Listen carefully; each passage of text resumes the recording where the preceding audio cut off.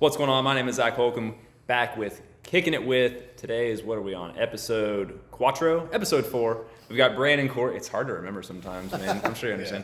We got Brandon Corey here, and he's about 4 hours back into town from an awesome trip to Vegas that became one of those travel nightmare stories. So we're excited to get that story on.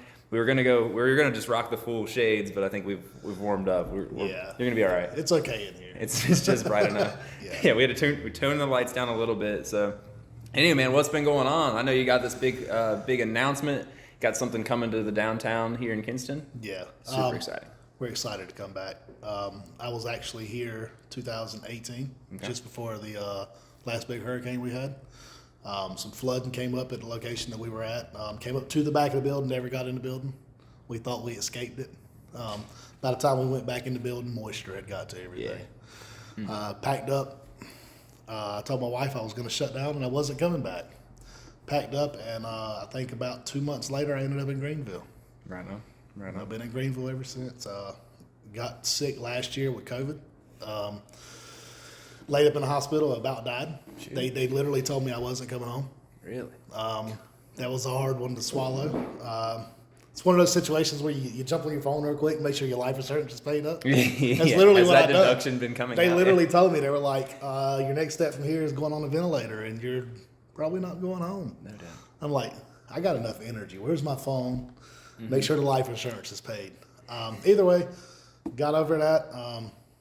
Fought some health battles after COVID. Yeah. And in the middle of fighting it, I sold the place over in Greenville.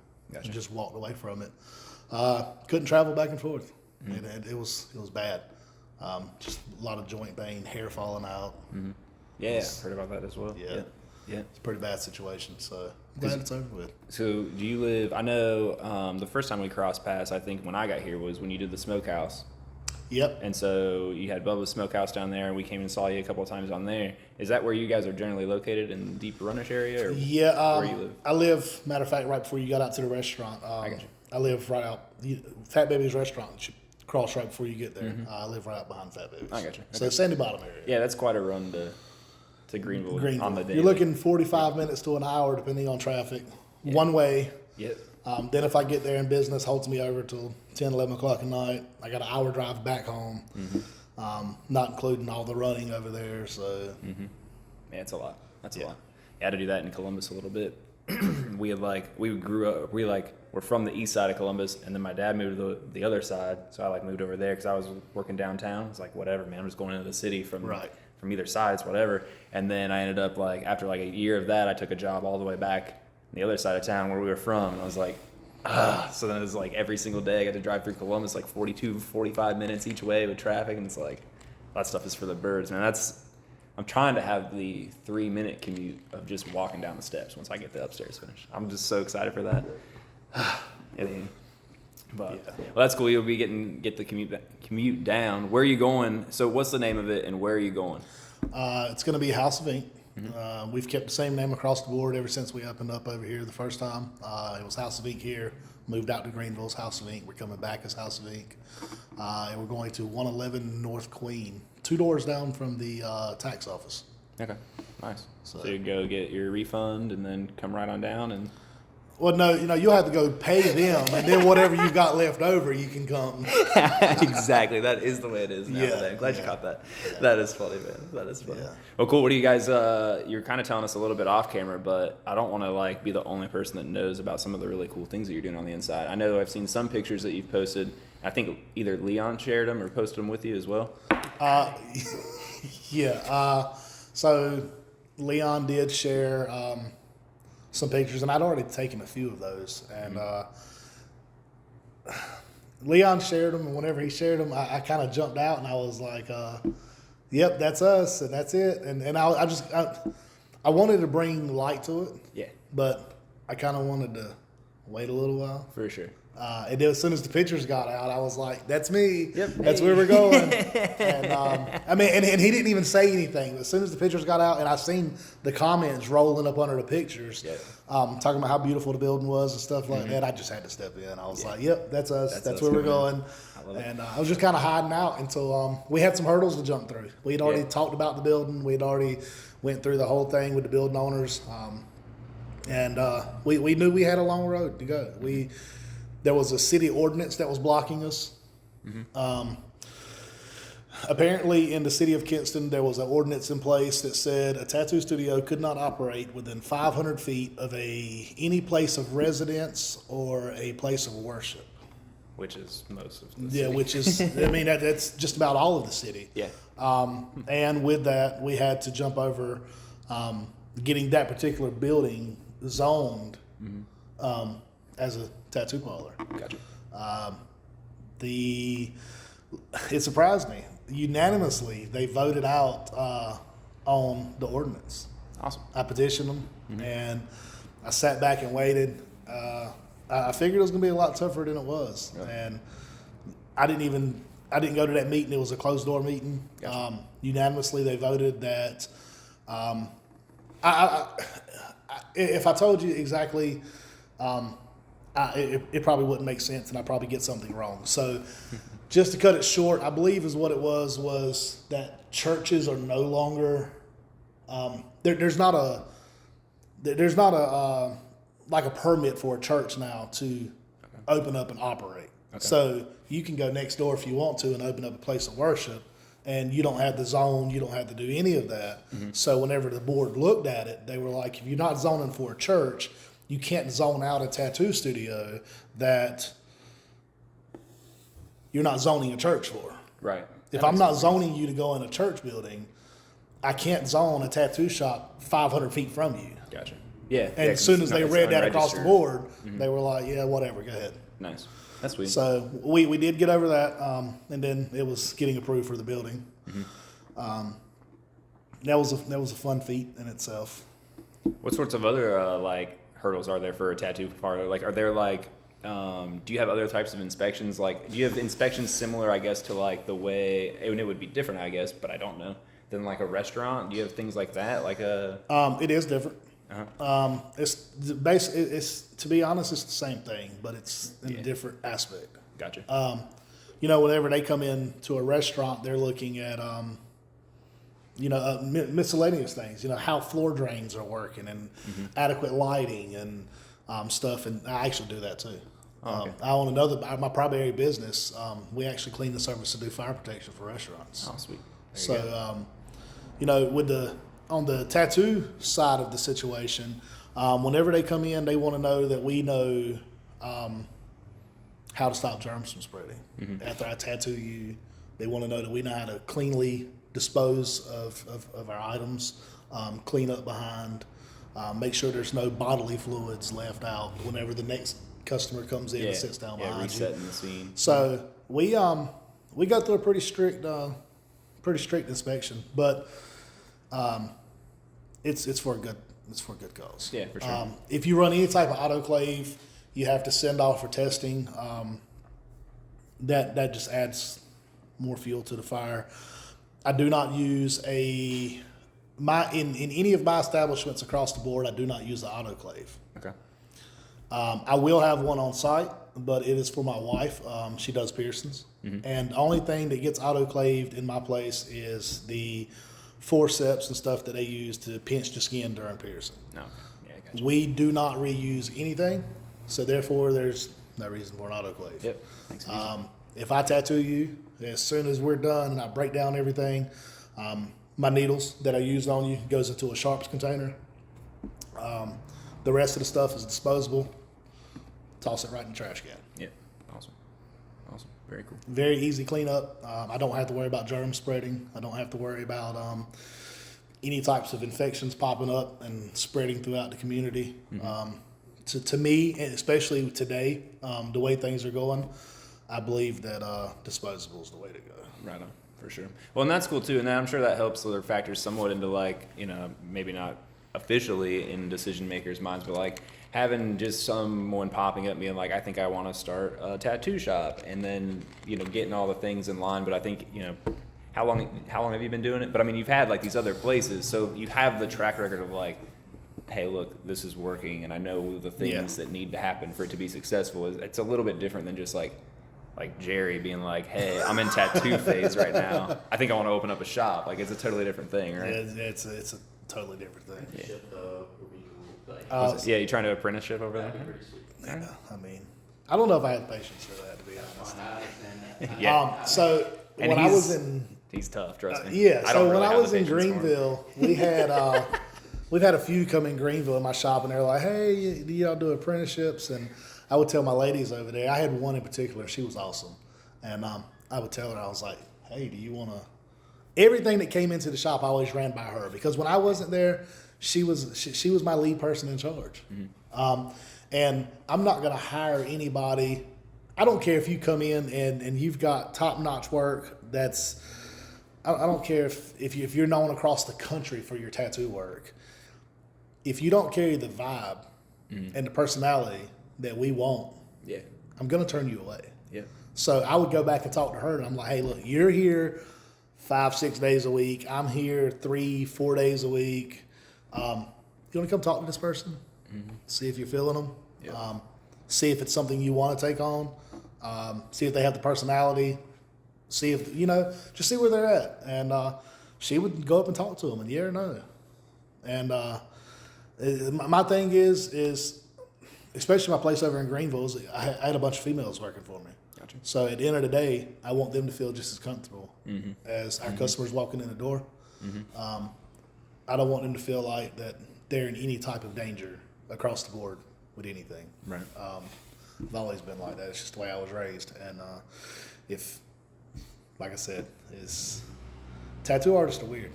Yeah. Well, it's a quirky. I mean, I was about to say, and I'll say that, and I'm a tattoo creatives. artist, but Yeah. It's creatives in general, I think. Like, and there's different degrees of it, I guess. You know what I mean? Like, but just creatives in general are quirky people.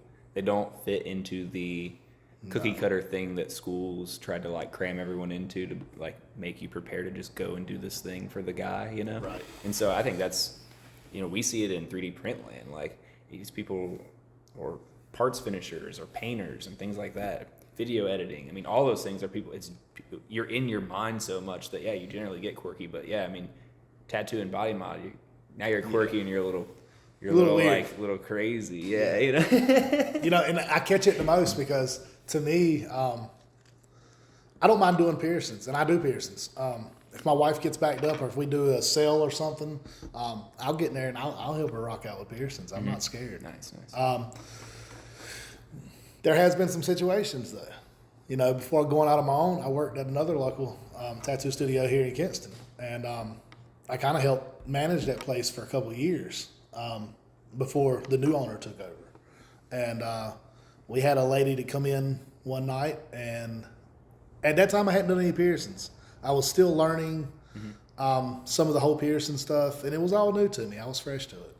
So this lady comes in, and she's like, something's wrong with my tongue piercing. I don't know what it is. Can y'all help me? And she kept saying that the ball was stuck because you may know.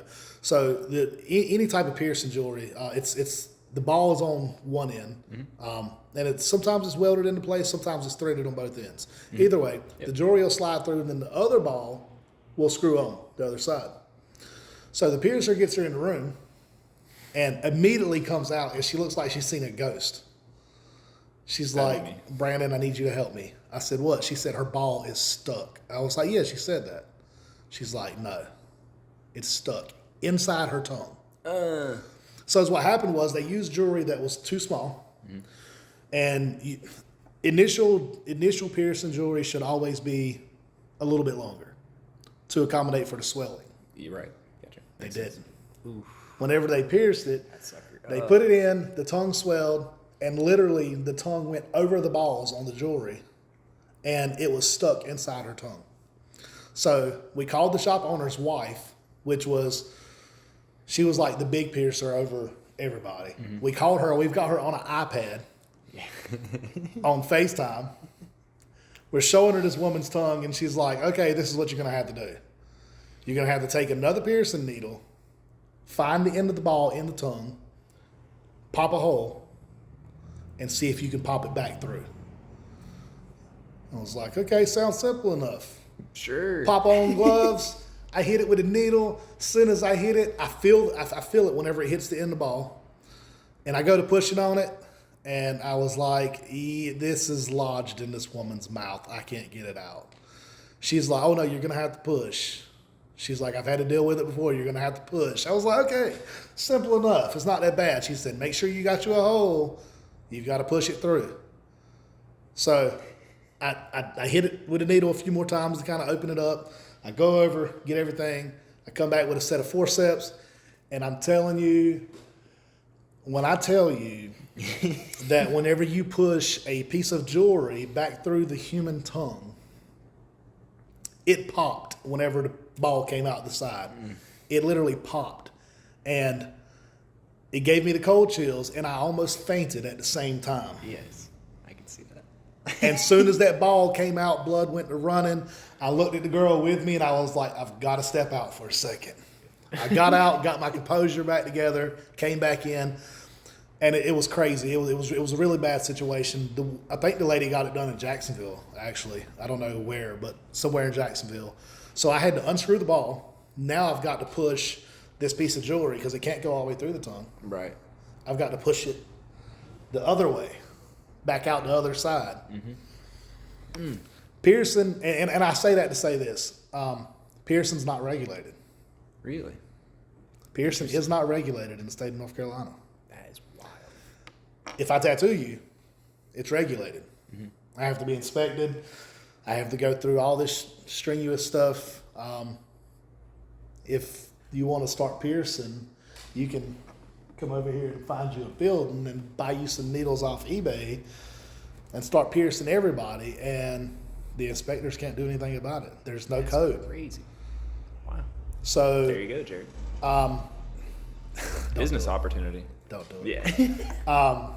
That is nuts, though. I would have never guessed that. Yeah. But to get your hair cut, Yeah. they have to. You gotta be have to permanent. Yeah. That's crazy. But I can dig around in your skin with a needle. I can put a foreign object in your body, and it does not have. There's no types of code or anything in place to stop anybody from doing it. Which is why you have Claire's. I think it's Claire's in the like mall doing Dead. piercings. You have all these little jewelry pop-up shops saying, "Hey, let us pierce your kids' ears." So That's horrifying. I'm not going to run on, but let me tell you this. No, because this is interesting. You've got to hear it.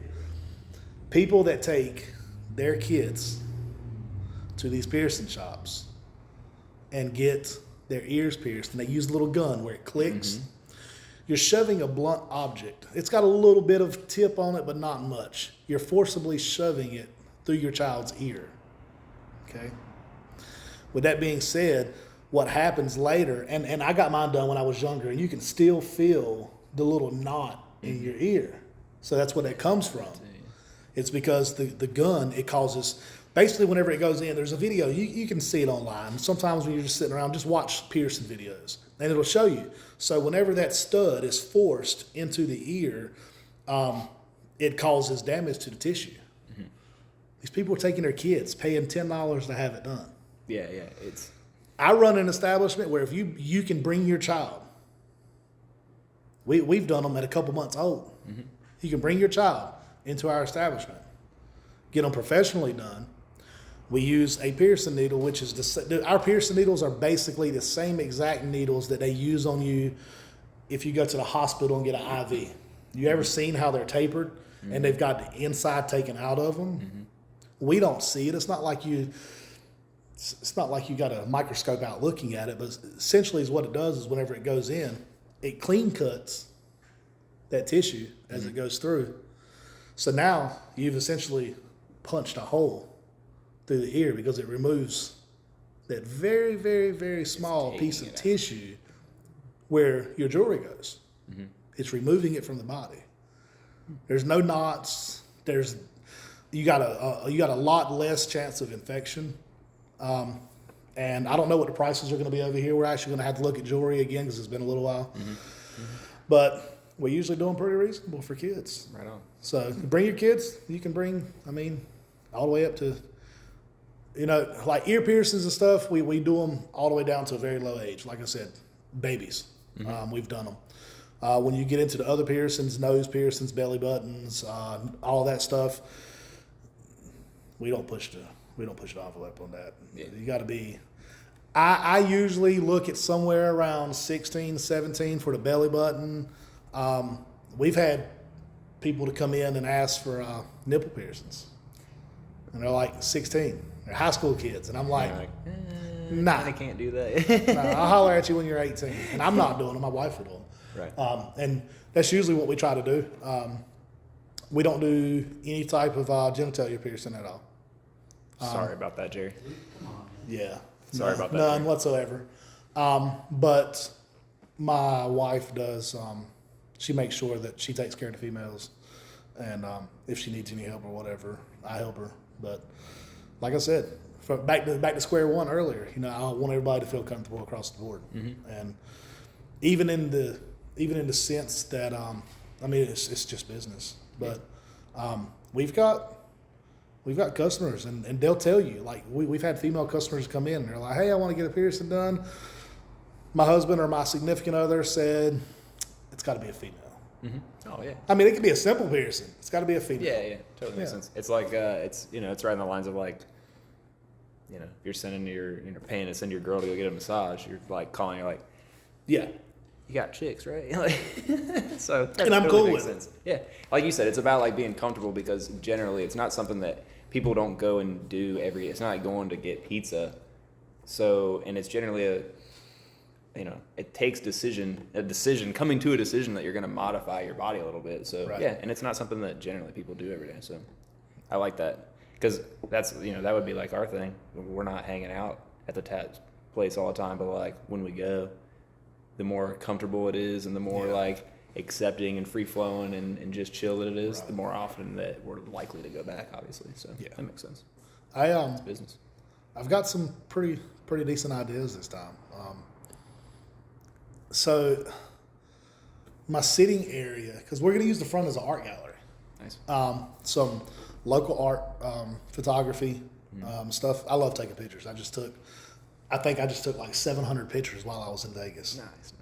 And so between taking pictures and some paintings and stuff, I've got some local people that actually want to throw in some stuff. Mm-hmm. Matter of fact, you spoke about Leon earlier. I think that he said that he does some photography and he wants to get some stuff in. Nice. So we're just going to have some local stuff up front. People to come in and look at. If you don't want a tattoo, you don't have to get a tattoo. Yeah. We're going to have other things for you to come in and do. So in my front sitting area, I don't get much into watching TV. Mm-hmm. I do like sports every once in a while. I'm a Tennessee Titans fan. Don't hold it against me. I'm okay with that. Eddie George. I'm from Columbus. He's the Buckeye. Yeah. I give you that.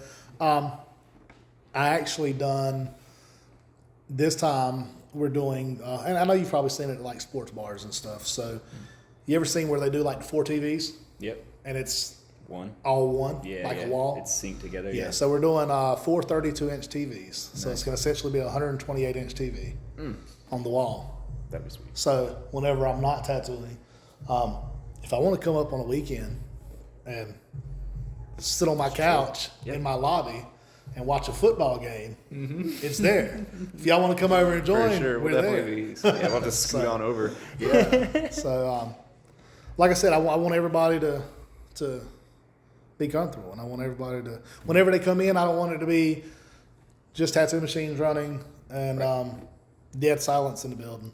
Yeah, you're not just in punching it out, And I love my music, but I try to keep my music to a minimum because at the same time, so much music nowadays, they don't censor nothing at all whatsoever. What I listen to in my personal time, I'm not going to run to my place of business because you liable not come back. Yeah, exactly. We kind of try to do that here. I try to keep the Megan the Stallion to a minimum on the house speaker and just play it in my truck. So I totally understand. Yeah. So I'm gonna do some music over there, while we're tattooing or whatever. But I wanted to put the TV up, so you've got more media. You've got something to keep people busy, keep their minds off other things. Yeah, I like that. So, dude, how sweet would that be? Just getting tatted up and you're just chilling there, watching the game on like a mega screen. Yeah. I'm already talking myself into something. Or like a beer in your hand too. Oh, what now? Like a beer in your hand too. No, I wish. Yeah, I don't Can you think. mix those things together? Like how would that work? Is that against the rules? Yes. Oh. You're not even allowed to have any food or drink in the Gotcha. work area. Gotcha. Makes sense. And I'll be honest, and I tell the health inspector the same thing. I wouldn't sit here and tell you nothing I wouldn't tell her. I'll let drink slide. The thing with me about drinks, as long as it's in a bottle that can be closed. Yeah, like that's cool. That's not. Yeah, and my thing is because if you knock that over Yep. in my floor, Yeah. then we've got an issue, What a hassle. and that's sticky. Yeah, this stuff is terrible. And so if you've got a bottle, as long as it's closed, it's got a less chance of anything happening. Don't have to worry about nothing getting in it. Yep. I mean, it's not like blood's going to be flying everywhere, but you don't have to worry about anything getting in it, and it just causes a lot less confusion. I have had people that wanted food, and I would tell them, if you want food, especially during long tattoo sessions, if you want food, let me know. Let me get to a stopping point, and we can take 15, 20-minute break, and then we can get back to it. But yeah, so technically no food and no drinks in the tattooing area. But yeah, I let drinks slide. And it's like this. I mean, because if you're going to be tattooing for an hour, a couple hours, you're going to want something to drink. Yeah, no. And it's easier for me as a tattoo artist just to keep doing what I'm doing. You pick up your bottle, drink, close it back up, and I keep working. Than it is for us to get up. I've got to take gloves off. I've got to seal my area so nothing gets in nothing gets misconstrued. I've got to clean you up so you can go out and take a drink. And then when you come back, I've got to clean you up so we can get ready to start working again. I've got to go through gloves and the whole thing again. Drink you some drink. Silly. Yeah, that makes Yeah. sense. So, yeah, there's your answer. No alcohol, though. Yeah. So, you have to leave it at the door. But after, Yeah, but it's after. on, dude. This would be a cool concept. Yeah, I actually can't even tattoo you if you've been drinking. If I can tell that you've been drinking, I'm not supposed to tattoo you. That's pretty. Yeah. I like that. So if you walk into place of business, that's actually part of our inspection. So if you walk in, and the health inspector over here, that's usually what she had. That's her big thing. Is she's like, what are you supposed to look for? So me greeting customers at the door, or my wife, whoever, when you first walk in the door, the first thing we're supposed to do is observe you. If I can tell that you're high, no matter what it may be, if I can tell that you've been drinking, or you're pregnant, or the area that we're tattooing has got any types of rashes or open sores or anything like that, we're supposed to turn you away. So the only thing with pregnancy, they say it can cause an issue. I don't know. I've never really seen any proof. Sure. There may be. Yeah. I'm not a doctor, so I don't know. So All right. to keep it safe, I'm like, yeah, you're definitely off. Yeah, stay out of that. We've seen some of the piercings and stuff, and my wife will still do simple piercings if they're pregnant, but we're not getting all into the fancy piercings. None of the stuff that's going to take longer to heal. Right. Makes Try sense. to keep it simple, something that doesn't put your body up under that much stress, because your body is already going through stress. It's in changes. I mean, you're growing a human. Yeah. So you got changes enough going on without adding more to it, which is where the tattooing situation comes from, because last thing you want to do is catch an infection or any of that other stuff. Yeah, that makes sense. That makes sense. Very cool. How many folks you plan on having in there when you open up? Are you just going to be you and your wife? It's going to be and me and my scale wife up? to start off with. Gotcha. That's the same thing we done over here, and I waited. Gracious, I waited about a year before I hired anybody, and that's what I'm doing this time. Gotcha. Cool. What I really want to do, and I'm hoping, I may stick my foot in my mouth with this, but I'm hoping Kinston has the market for it. Yeah. I want to bring in, I would love just to keep it me and her across the board, and bring in some guest artists Yeah, that'd be cool. from other locations, and just let them rotate out. Yeah. I do not want to. I'm trying to figure out how to say this. I don't want to bring in local artists. When you mix local artists with business, you generate business back to the local artist, which takes business away from the establishment that they're visiting. Right. Makes sense. It's a never ending cycle, because I went through this thing at one time where I found out Facebook only lets you have 5,000 friends. Yes. Well, 5,000 people. Okay, I don't know half these people. I've tattooed a lot of them. Right. But that's what happens is I have a huge following. So whenever they come in and get work done, they like the work, they come back. Yep. If you bring a visiting artist from, say I grab an artist from Goldsboro, say, hey man, you want to come to Kinston do a guest spot for the weekend? Yeah, I'll do that. Said Goldsboro artist comes to Kinston, tattoos, they like the work. Cool. Artist goes back to Goldsboro. Where do your customers go? Back to Goldsboro. Yeah. So now trying to get them back to Kinston Tough. is a tough cycle. Yeah, you got to pull them from farther away. So I want to bring in some bigger names Yeah. from out across. Catch them coming through, going to tattoo conventions and stuff like that, and bring them in. Pretty big one in Columbus. What's that one called? You know which one I'm talking about? No, I don't. They have. I'll find it. We'll find it. I just started following a lady from. They have a huge one in Columbus. Like, the tattoo convention. yeah, like and body mod, like everything. Like, She's not from Columbus. This one that I'm thinking about. Her name see if is you can pull that up. With that huge, Megan Clifton. And no, she's from Cincinnati. She's going to be in Columbus doing a guest spot. Gotcha. But she's a tough artist. She's top notch. That's sweet. Find anything? I found it. Hell City Tattoo That's it. Festival in Columbus. That's Yeah. it? Yeah. That's it. Hell City. I think I've actually still got some of their advertisements from last year's in my box. Because our company that we order from, our main supply line is based out of Hanover, Maryland, and those guys are awesome. Every time they send you stuff, they always throw these cards in, or these postcards, or these flyers, or whatever for tattoo conventions. And to me, I'm torn because I love to travel. So I get my stuff, and I'm like, oh yeah, I need this. Oh man, where's this at? Can I work that Yeah, in? well, I got to go here. Yep. And it never happens. We've been to Richmond and Fayetteville to tattoo conventions. Richmond was Richmond was good. Fayetteville was okay.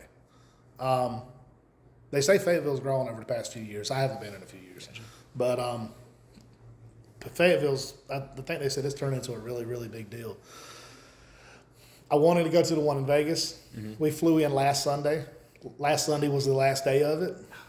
We got to the airport at 10 o'clock at night. No, it wasn't 10. I lied.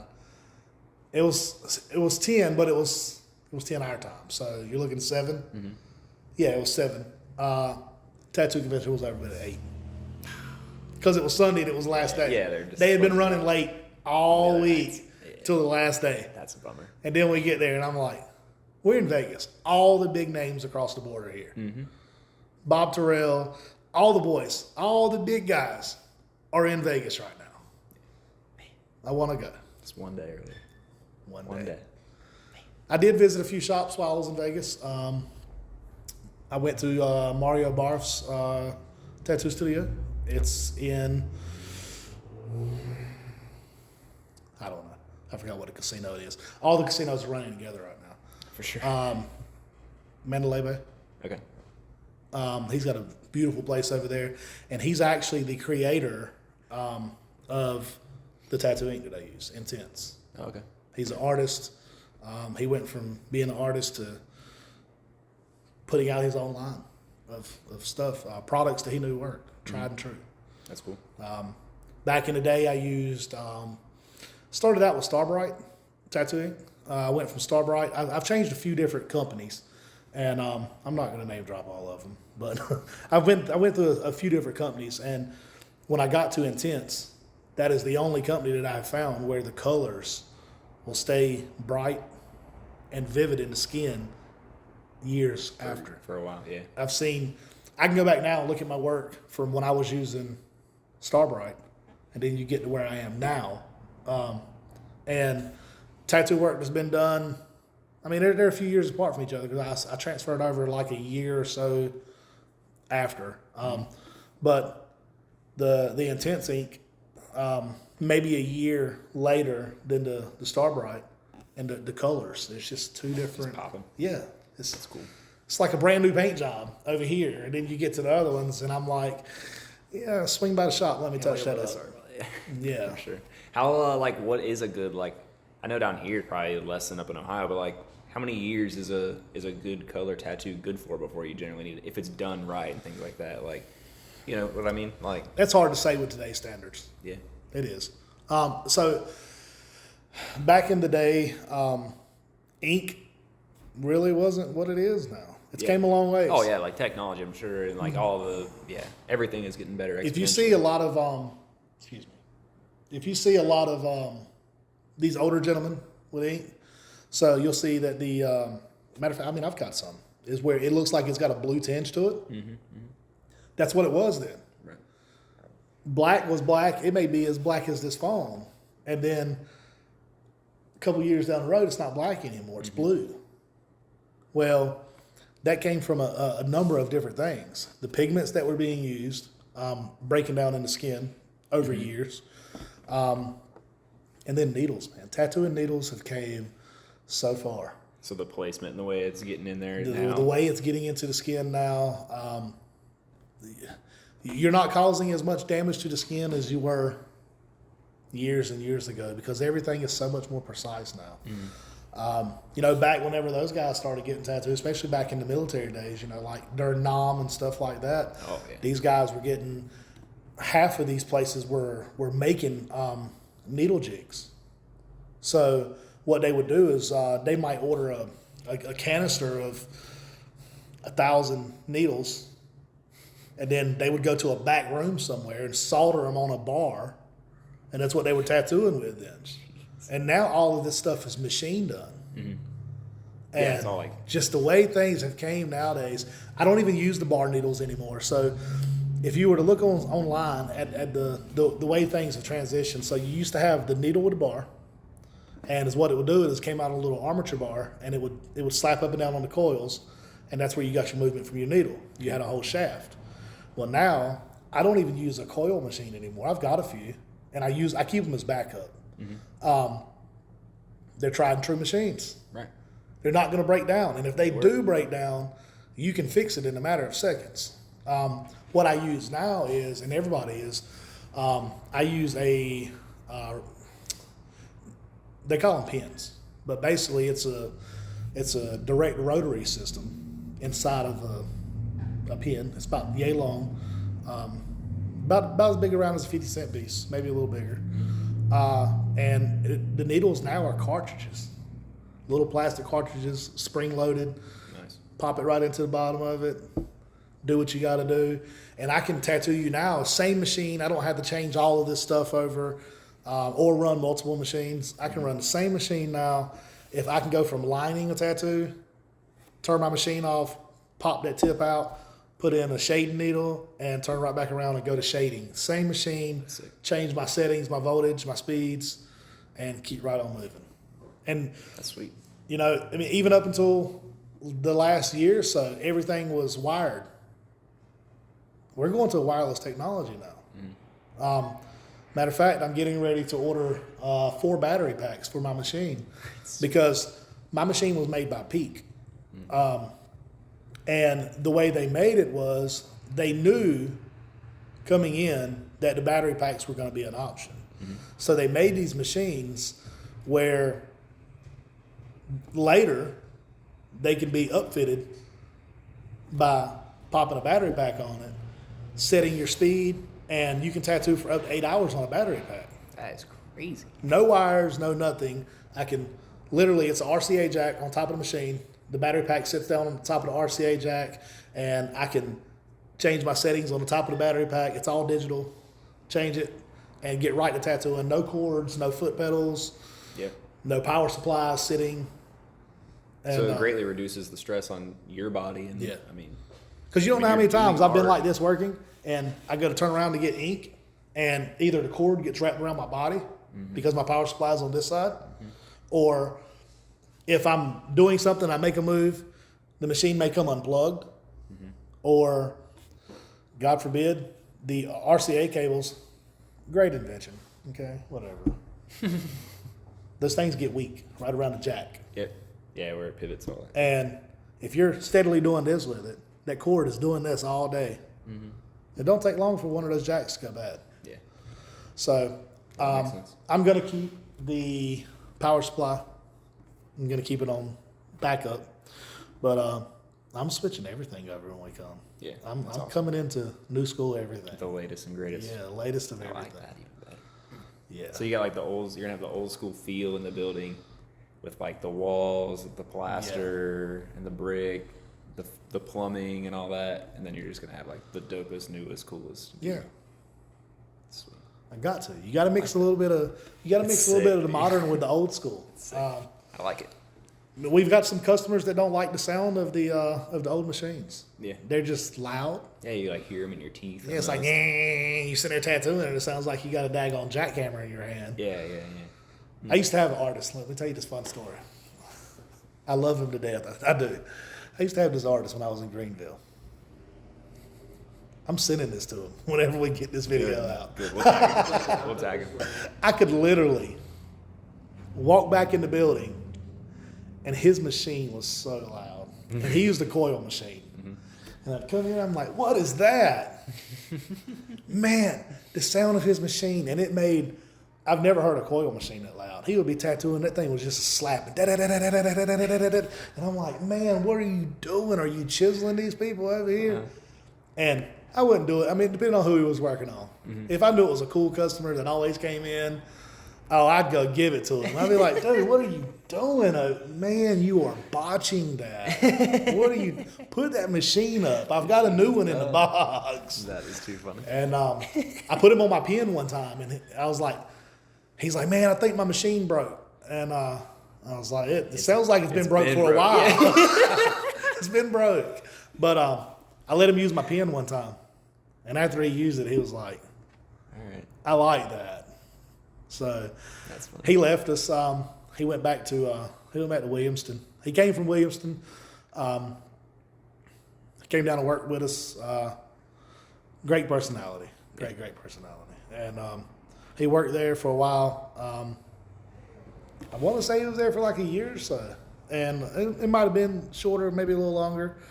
But yeah, great guy. That's funny. He, I called him one day, and I was getting ready to start making some changes at the tattoo shop, and I called him one day, and he was like, man, I wanted to talk to you. And I was like, what's up? And he's like, I think I'm going back to Williamston. And I'm going to be honest with you, man, I feel like I lost a friend. Dang it. Yeah. He was the only male in the shop with me. Oh, just the two of you. Yeah. Yeah, and we were there with a bunch of females. That's fair. So it's me and him. That's fair. I've got, at the time, I had 3 female artists. Well, I had 2 and one that was doing an apprentice. And then I had my wife that was Pearson. We were the only 2 guys there. Yeah. Sounds like a good crew though. If not else, I mean, I got to come in now and listen to them gossip all day. Yeah, it's almost like you're in a salon now, you know? Fun Tattoo salon. Yeah. Well, that'll be cool though. You get back to the 50-50. I enjoyed running into your wife. I don't know her too well. I don't really know you that Right. well, but Yeah, we've only spoken a few times. yeah. But she's always hilarious when we go down there. I mean, it wasn't a long time at Bubba's, but she's hilarious. She's I hilarious. miss that place, man. Yeah. I miss that place all the time. Yeah. I Number one thing learned from that. That's why we mostly want you on, right? Like we're talking to entrepreneurs and people that are doing Right. stuff and taking chances and things. And that was just definitely like, you know, at least from the outside. And I don't know, you might not like this at all, but like it seemed like you set it up, you put it out there, and then you're like, this isn't working, and then it just, or did you move on? So let me tell you what happened. How did that go? I didn't think the restaurant threw very well. Mm-hmm. The restaurant didn't fail. The restaurant was generating good money. Mm-hmm. We were going through a phase at the time where, just to keep it honest, people were getting paid more to stay home than they were to work. For sure. I had me, my wife, and to start off with, it was me and my wife, and I was like, my other business is running itself. Mm-hmm. I don't have to be there all the time. We can handle this because cooking is something I love to do. Mm-hmm. I've been all my life. My foster dad owned a restaurant down in Ocean Isle, North Carolina. Gotcha. And I don't know, I wanted to do it. And then barbecue's been a big thing for me. So I was like, yeah, so let's do this. Mm-hmm. So when I opened that place, it was supposed to be me and my wife. And we were going to cycle our kids through to help us Right. when we needed help, Gotcha. just as a family business. Mm-hmm. The day that we opened our doors, it was like hell broke loose. No. I didn't expect it. I promoted it coming in for a while, and that's one thing that it's one thing I'm good at. I can pull a promotion off quick, but I promoted it, and even as we were down there working, doing some stuff to the building, I would be. I've still got videos, man. I would be in there cooking and just hitting separate recipes and stuff, and I already had stuff laid out, but when we got all these new smokers and all this new equipment, I had to fine tune everything before I opened that door because I'm not going to serve anything to my customers that I'm not going to eat myself. Popping. Yeah. So the first day, I had somebody to come in, I don't know, probably 30 minutes before we opened. One gentleman. I said, take a seat. I'll go ahead and open the door for you. You can come on in and take a seat. We're still trying to get some stuff together. It's our first day. Bear with us. He said, okay, that's fine. I went back to the kitchen, started getting some stuff together. When I looked up again, there was cars pulling in. And I'm like, yeah, dude's busy behind us. Because, we had a little shop behind us. Uh-huh. I was like, he's busy back there. He's holding traffic. And it was like a swarm walking around the building. I think we opened like 15 minutes late that day. Our first day, we opened 15 minutes late, which irked my nerves because I wanted to be on time for this. Ready to go. Yeah. But nothing would fall into place that morning. We got ready to start pulling our barbecue. It wouldn't pull. Pork has to be around, I don't know, a solid 200 degrees for it to pull. If you can't pull it, I can't serve it. Yeah. We finally got our temps. I mean, it was done, but we finally got our temps to where we could pull it and shred it. And I went to chopping, got everything together. I think we were open maybe 15, 20 minutes. And when it was plate after plate after plate coming across.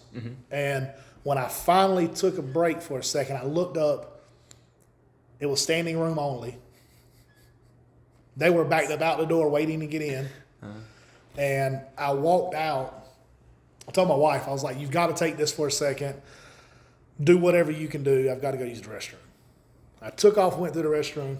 And whenever I came back, the owner of the building was standing at that pole, propped up right in front of the register. Very cool gentleman, probably in his 80s.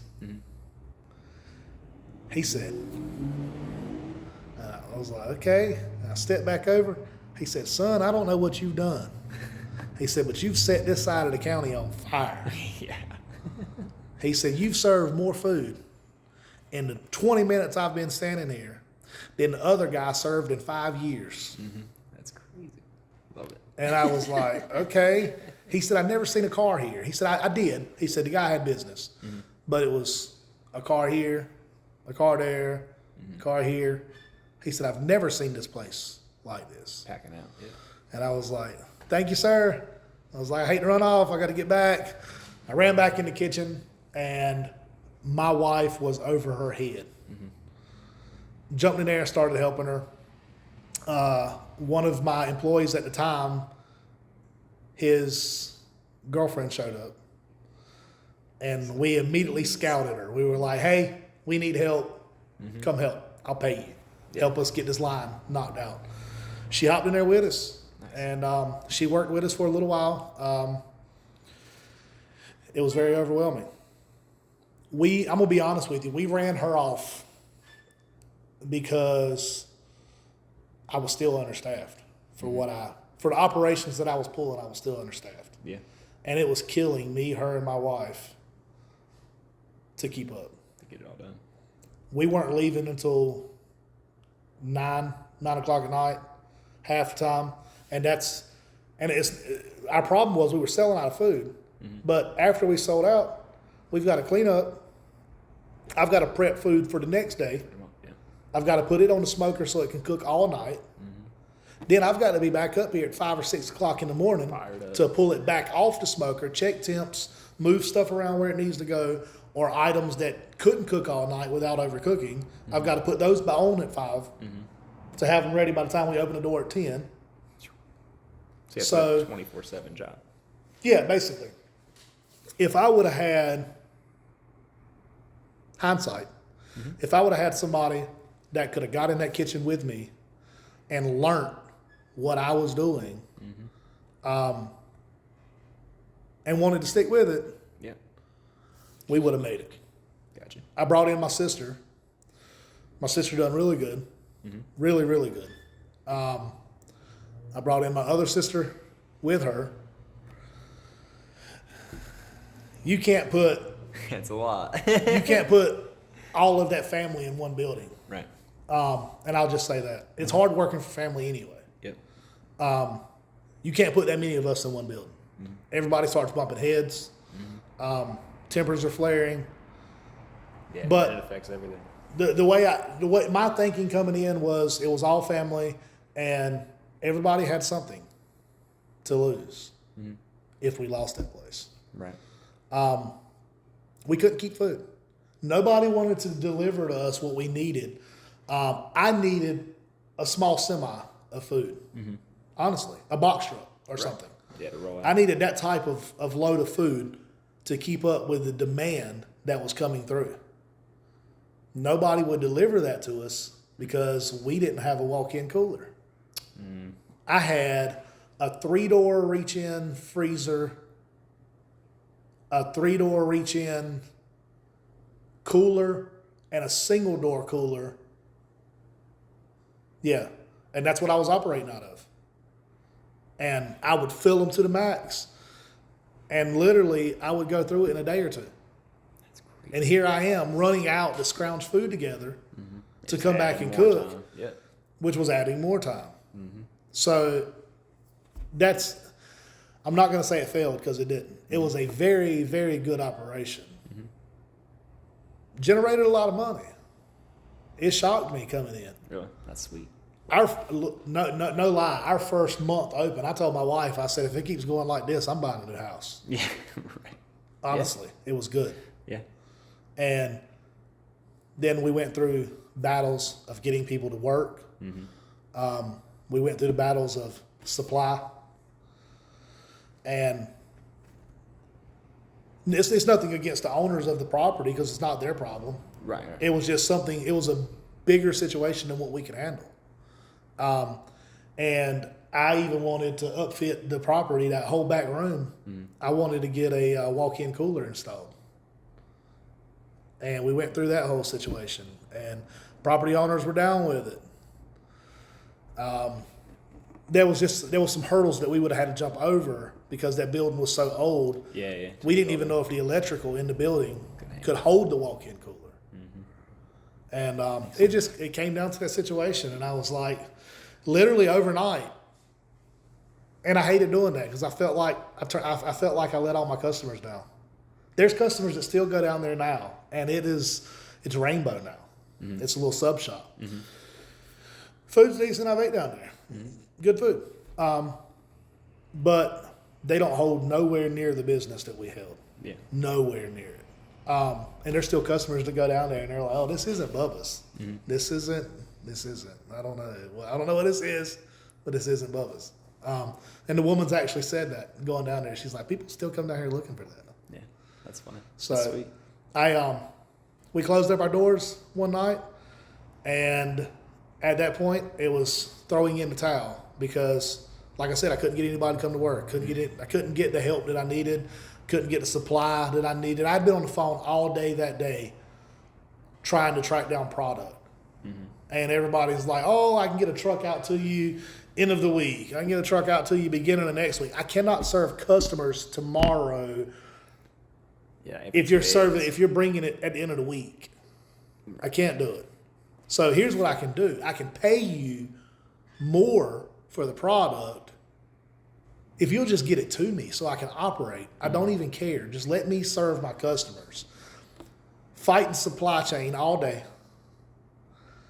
The end of the day, I walked in there. They were cleaning up the kitchen. I walked in. I literally looked at my wife and my sister. I said, "Clean up. I'm going to talk to y'all in a little while." I went back to the back room, made a phone call because I'd already talked to the person a few times. Went to the back room, made a phone call. I said, "You want this restaurant?" They said, "We don't want the building, but we'll buy every piece of equipment you got, and I'll come tonight and pay you." I walked back in there. I pulled my sister to the side, and I told her, I was like, "Hey, look, here's the deal. I hate to do it because it's going to put you without a job, but at this time, we can't keep moving. I can't keep product to serve. It's killing us. Emotionally, it's killing us because we're not getting no rest. We're up all day running here. I'm not even seeing my kids half the time because I'm at this restaurant." Right. And I had a customer from my other business. She told me opening this place. She said, "You do not want to open a restaurant." She said, "because it is going to consume you." She said, "A restaurant needs you like an infant. Mm-hmm. You've got to be there all the time. It will consume you." I didn't listen to her, and I jumped into it. Like I said, I came out. I told my sister that night, I was like, "Here's the deal." I think I gave her like $500. I was like, "Here's $500. That'll last you until go put you in some applications or something. Here's $500. If you need anything else, come holler at me, and we'll get to the bottom of it. Yeah. I'm not going to let you go without for sure your family. Mm-hmm. And you've been here with me. Yeah. You stuck with me whenever nobody else would. Yeah. You were here with me." I gave her $500. As a matter of fact, good timing. I flew her to Vegas. Oh, perfect. I just got back this morning, so I flew her to Vegas, and she enjoyed it. We had a good time. Like I said, I literally shut my doors that night and made a phone call and said, "Y'all come get it." They came down that night, and I still remember it like it was yesterday. It's been, a couple years now? A year or so. They walked in with a Crown Royal bag, with cash in a Crown Royal bag, and handed it to me, standing in the back room. They said, "You want to count it?" I said, I am, but I trust you. And here's the key to the building. Come tomorrow and load up every piece of it." Mm-hmm. And that's what they done. Went home, slept like a baby. Yeah, well, I did, but at the same time, I don't know. Like I said, I've thought about it many times over. Coming back in, I was going to open my restaurant back up downtown. Yeah. And I didn't for a few reasons. For one, because I'm just going to be honest with you. The cost of commercial real estate in Kinston is through the roof. Yep. For Kinston, the cost of our commercial real estate is astronomical. Mm-hmm. And I'm just going to leave that. Mm-hmm. The cost of our utilities in Kinston is astronomical. Yeah. Yeah. Then with those factors, and I knew that if I came in and picked any of these buildings, even if I'd have took the building that I'm going in now for the tattoo studio and done my restaurant build out, then you've got construction fees. You've got to go through a building that was built in 1901. You've got to update every piece of electrical in the building. Yep. You've got to go in there and cut up these people's floor for drain lines and plumbing. There's a lot of money that goes into that for a building that I'll never own. Exactly. If I owned it, I'd jump all over it. For Another reason, I don't know this man from Adam, that's opening up right here behind us. But he's in one of the same groups that I'm in. The True Smoke Barbecue group. Right. Out of respect for him, I'm not going to move in and open up on top of it. Right, yeah. He was here before I was. I was there before he was here, but he's here. Yeah. I mean, the way I look at it, it's your turf. You know what I mean? Sure. Yeah. Let him And I run. understand business is business, but that's like me coming across from them and opening up a pizza joint. Yeah, It's like me coming across from you, opening up the same business you have here. Yeah. It's not the way I do business. Right. Because when you start creating bad business, It cost you. it costs you in the long run. Absolutely. So, and I'll say that to say this. Earlier when you were talking about entrepreneurs and stuff, so coming up, I never thought about owning a business. Yeah. Never, ever. I don't know. I wasn't one of those kids. I didn't have dreams on owning a business. Yeah. I just wanted to go on and live life. And I mean, this day and time, I wish I could live with mom and dad and they pay my bills, but it doesn't Amen. quite work like that. Yeah. I want to get on that too. But no, in all seriously, I worked for my cousin. He does roofing work. I worked for him for a little while. Found out really quick, like, you can't work for family. No bad blood whatsoever. Just when you work for family, tempers flare. You know, we had a conversation earlier about the whole family situation. So tempers flare. Sure. And I worked for him. I worked a few odd and end jobs.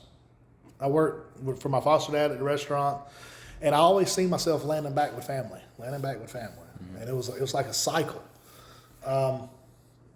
So 2007, I went through some stuff in life. Went down a rough road in 2007. Got my life together. Moved on from there and never looked back. At that point, I knew that I had to go somewhere or I was going back to square one. Right. It's almost like playing a game, and you've already rolled the dice, so you've got to go. Because if not, yeah, you're out of chances on that other game. Yeah.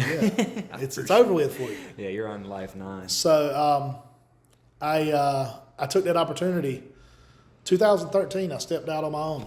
Well, not on my own. Okay. So 2013, I stepped out and started venturing. I was working at McDonald's right up the road here. All I'd done there was load trucks and unload trucks, or unload trucks, never loaded them. So I unloaded trucks at nighttime. Gotcha. I went from there to working at Butterball. I worked Butterball. I worked maintenance supply at Butterball. Still the whole time, still itching to get back into the tattooing situation. Right. And I felt like Butterball was a dead end. I was generating good money working there, punching the clock, but that's all I was doing. Right. My life was work. I would come in, third shift work, go home, sleep all day, get up, eat dinner, go back to work, come home, sleep all day. It was a vicious cycle. Threw in the towel. I literally walked out of that place, and I'm not one. I don't like to cut ties on bad terms. Right. Yeah. I literally walked out of that place one night. I had a guy working with me.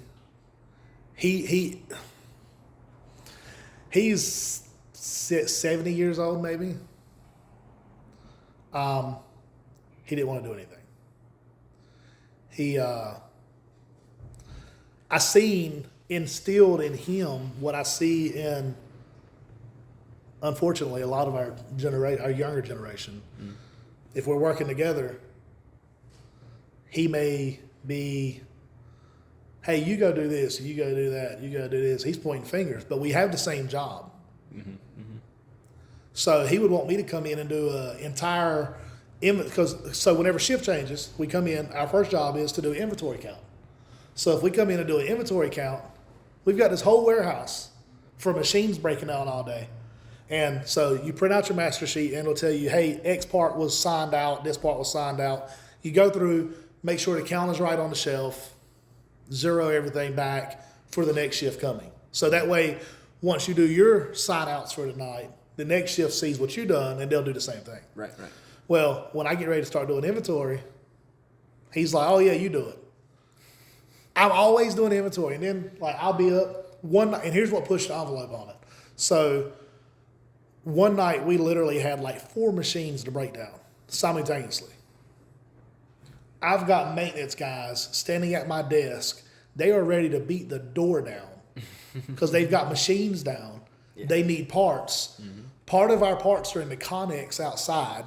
And I'm telling this man, hey, help me get this line down so we can get all this crowd out of here. And then we can relax. This man is literally 70-year-old man. He is sitting with his feet propped up. And he said, you got it. And I've got like 4 maintenance guys at my door pissed. It wasn't but a few days after that, I took a lunch break. I literally walked over to the cafeteria. I was getting ready to grab my food. And as I was grabbing my food, I was on the phone with my wife. And I was like, I don't want to work here anymore. I am done. She said, what? I said, I don't want to work here anymore. I'm coming home. I left Butterball that night. Nice. I left Butterball. I bought me from that point forward, before I moved forward. So I made up my mind that night. Working for somebody wasn't for me. Mm-hmm. Because I had the drive that even some of our older generation didn't have. I don't want to sit around in a chair all day and not do anything. I've got to be moving and doing something. I have my lazy spells where I just like to lay around. For sure. But for the most part, I've got to be moving, doing something. I'm like an ant all the time. I'm here, I'm there, I'm here, I'm there. Mm-hmm. So I bought me a truck and started doing landscaping work for myself. Nice. That was my first step. I'd done it for, I don't know, a couple months. And to me, at the time, it was just to make ends meet until I found what I ultimately wanted. Because I didn't want to do landscaping work. Right. Yeah, like it paid the bills. Yep. But that's not what I wanted to do. Mm-hmm. So one day, me and my brother-in-law was out and about. I stopped at Tattoo Aztec right here in Kinston.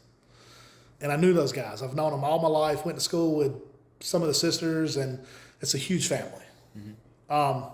So I knew quite a bit of the family. Pulled up, and the owner was standing outside. And I said, hey, man, I'm looking for a spot.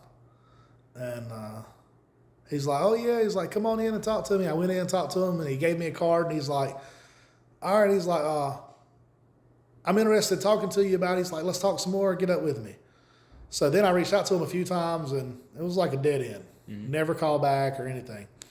So one of my buddies, he actually owns a studio in Goldsboro now. Mm-hmm. So one of my buddies was working there, and he was getting ready to leave. So his deal with leaving, and he's about like I am. So his deal with leaving was, I don't want to leave these people short. Right. So how about I find somebody that I feel like best suits them to replace me whenever I leave. Mm-hmm. That's what we done. Right on. Went back in with him, and he's like, hey, got this guy. I've already talked to him. He's like, what can you do? So my brother had this little itty bitty, I mean, like literally the size of a 50-cent piece, tattoo on his shoulder that he got years and years and years ago. And I said, we're covering that up. He said, oh, no, you don't have to do a cover up. He said, this is your first tattoo, in the shop, and I just want to see what you got. Like, this is just for you to show me what you know how to do. Mm-hmm. And I was like, well, if I'm going to show you, I'm going all out. That's what I'm doing, because that's what I enjoy doing is cover-ups.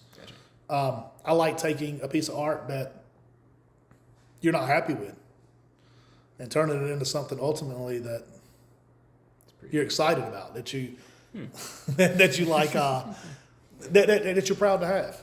Right. I took my brother to the room.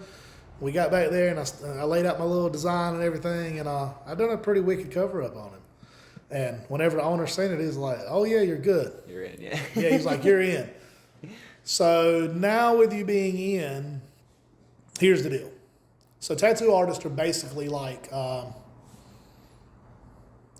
basically it's your own business. Mm-hmm. Yeah. I come in, I use your place to tattoo out of, and I make my money, and I pay you. So tattoo studios are done one or two ways. Either you do a booth rent, or you do a percentage. Well, over there I was doing a percentage, and I was doing a 50-50 cut. As a new artist, that was good and it was fair. I didn't know anything about tattooing in a studio. Right. This was my first studio. Yeah, so you're scoring ever. tons of experience points. Mm-hmm. So 50-50, it sounded like a good deal. And it is for a new artist. But now, anyway, we get to that point and he's like, so now here's what you got. You have to pay for your permit, which I think in Lenore County, I think it's $300. I don't remember right offhand. And I've paid for it 100 times over.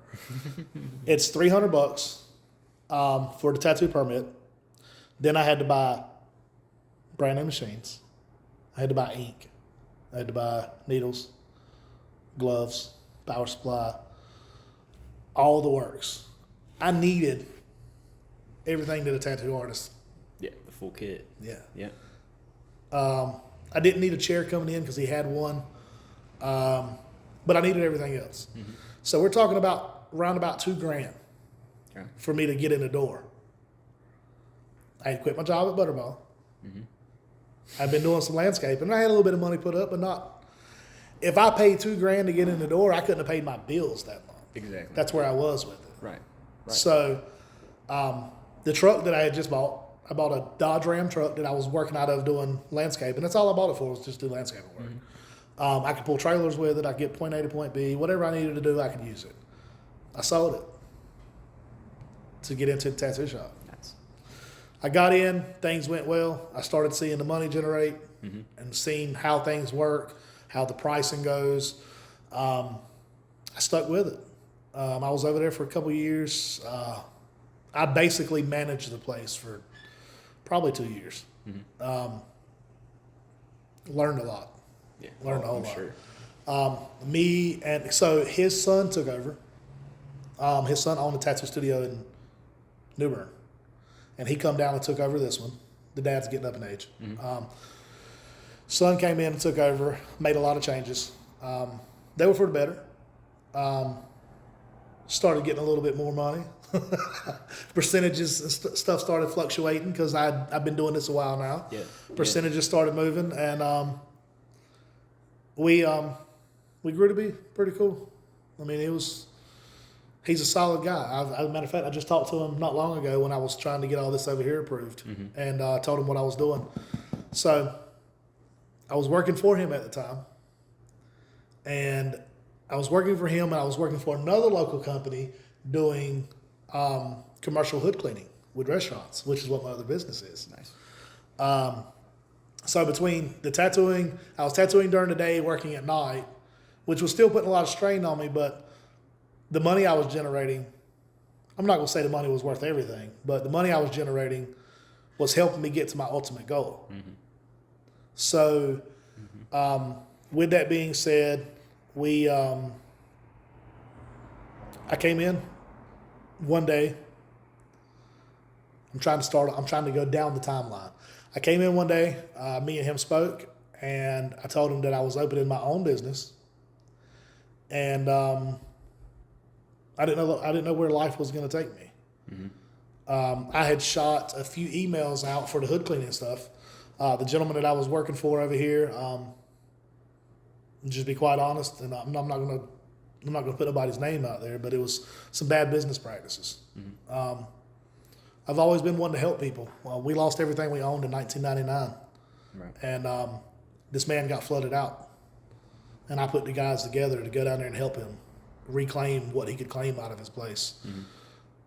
I didn't want any money for helping him because I helped him. Right. What anybody should have done. I wanted my money for working. He wouldn't pay any of us. I announced the same thing to him, told him I was starting my own business. I was going to start doing commercial hood cleaning. He told me standing in his office that day, he said, I give you 3 months, you'll fall flat on your face, you'll never make it. This was in 2016. I sent out, immediately thereafter I told him I was going to start my own business, I sent out a few emails to some higher ups that I knew that I had been working with, hand in hand. Told them who I was and said, hey, I'm opening my own business. I understand that you currently have a service provider. I don't want to take that from you, but if the day comes and you're looking for someone, feel free to reach out. Right. And immediately, Golden Crowd Corporation was one of the first ones to reach out. Nice. They had all their corporate stores at the time. Yeah.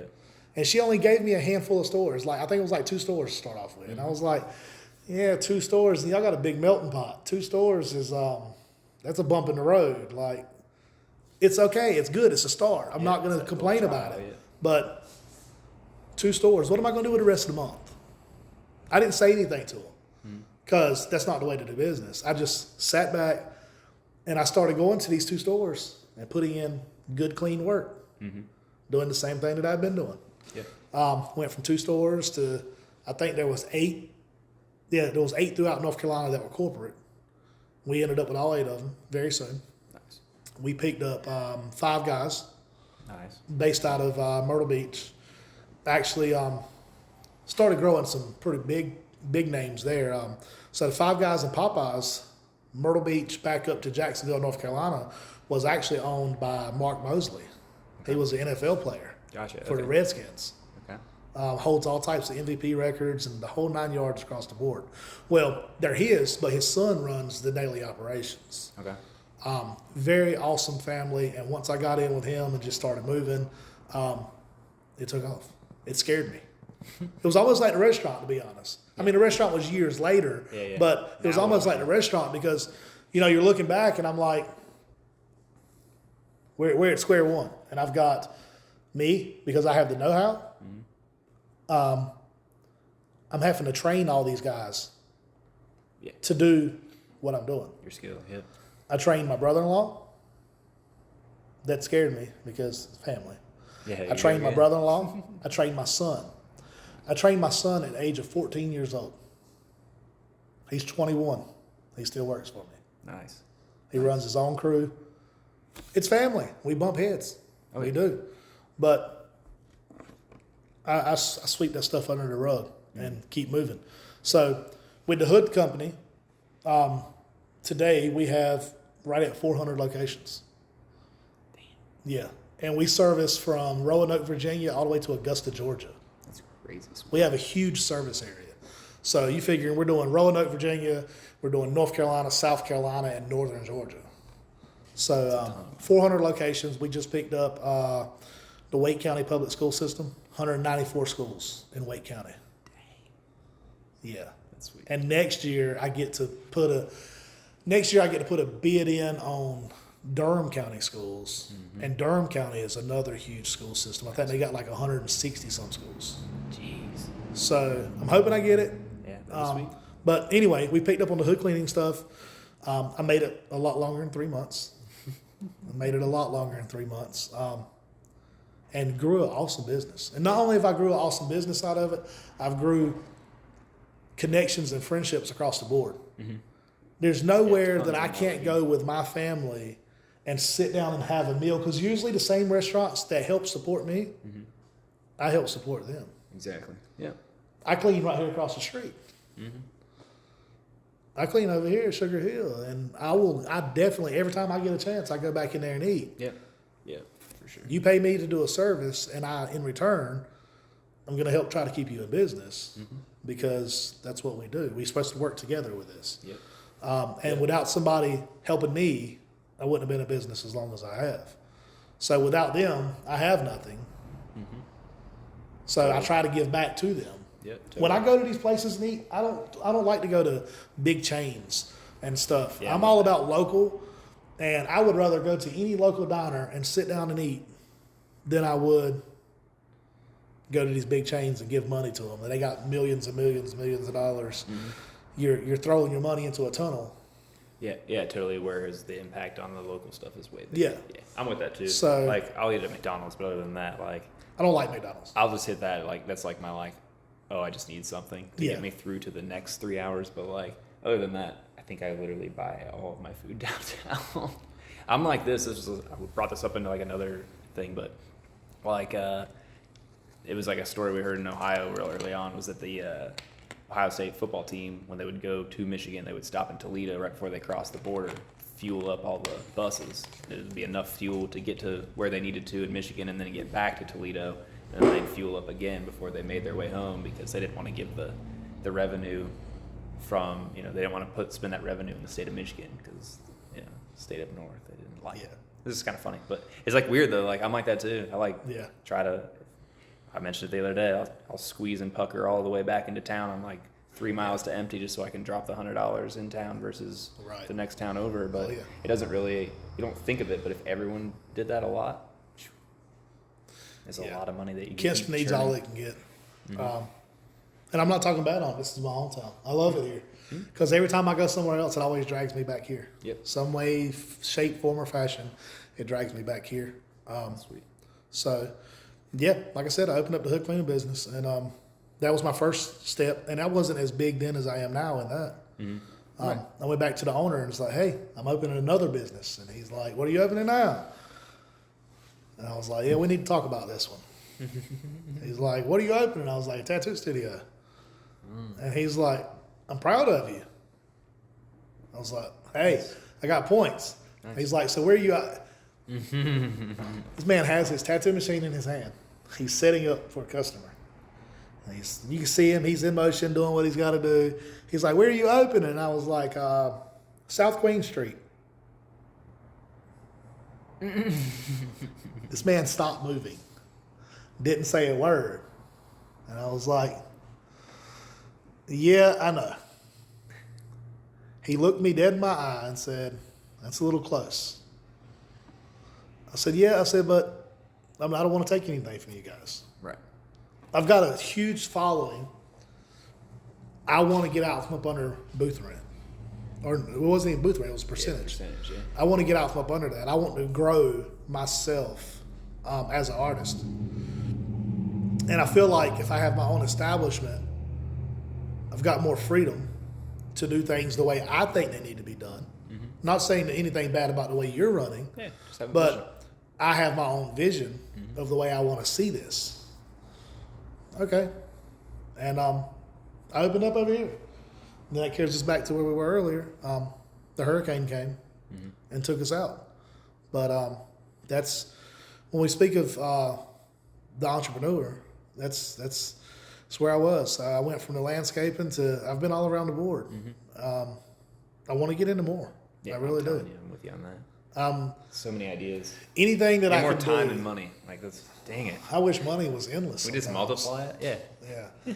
I mean, and I know, I need the VC without them wanting any percentage. Like, can they just be like, here's some money, and I'll just imagine that it didn't work out, and you don't have to give me it back.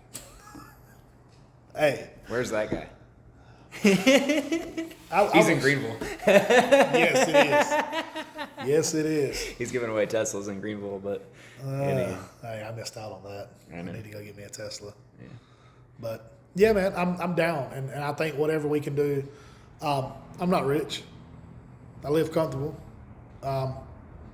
We got 5 kids. Yeah. And just had my first grandkid. Yeah. That's So. How old are you? 36. 36. 36. Yeah. I've been busy. Yeah. Keeping up with kids. No, I'm telling you.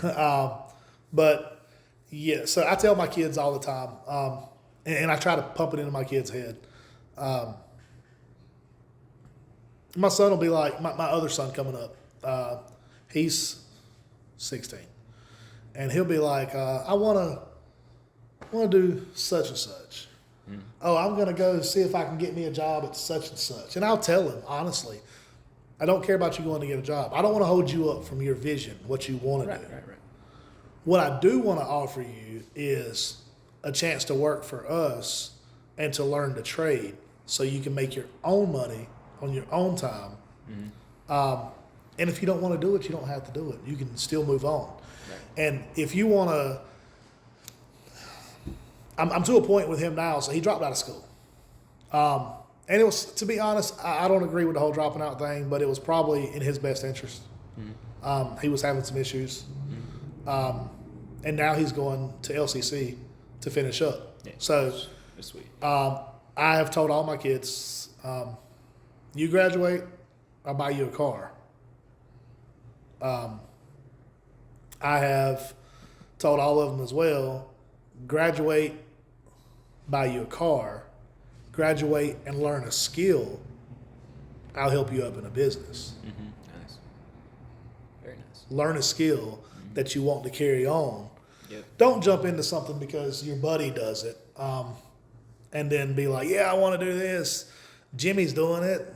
And then Jimmy gets bored with it. And then you're like, I don't want to do this no more. Jimmy's not here. Right. You know? Yeah. I mean, I don't know who Jimmy is, but just...